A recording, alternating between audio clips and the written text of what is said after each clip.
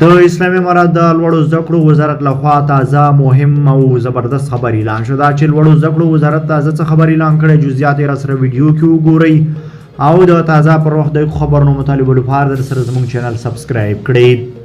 سلام درنو لیدونکو ستړي مشئ. لوړو زده کړو وزارت وایي 450 استادان بیرته هیواد ته راستانه شوي دي. د لوړو زده کړو سرپرست وزیر د پوهنتون له استادانو سره د ریاست الوزرا د سیاسي مرستیال په غونډه کې ویلي چې دغه وزارت د زده کړو ودې ته ژمن دی او زیاتوي چې موږ او تاسو یو پوهنتون لرو او هڅه مو دا ده چې دغه پوهنتون د نړۍ په کچه یو اسلامي پوهنتون شي. هغه په دغه غونډه کې همدارنګه د نن په هیواد کې په بیلابیلو څانګو کې د ماسټرۍ او دکتورا د پروګرام له رامنځته کېدو هم خبر ورکړ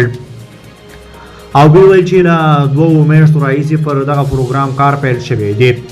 د نوموړي په وینا 450 هغه استادان چې د ماسټرۍ او دکتورا لپاره بهر ته تللي وو بیرته هیواد ته راستانه شوي دي.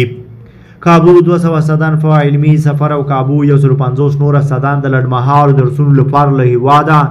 بهر ته تللي دي.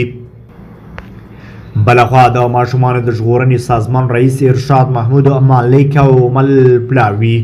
یې په قطر کې د افغانستان سفر له سرپرست سره لیدلي دي. په دوحه کې د افغانستان د سفارت په ټویټر پاڼه لیکل شوي چې مالک په دغه لیدنه کې ویلي چې د ماشومانو د ژغورنې سره سره په افغانستان کې د انکشافي پروژو لپاره هم کار کوي په ځانګړې توګه خلکو ته د اوبو رسونې په برخه کې چې دا په خپله له ماشومانو سره همکاري ده. د اوبو برېښنا سرپرست وزیر له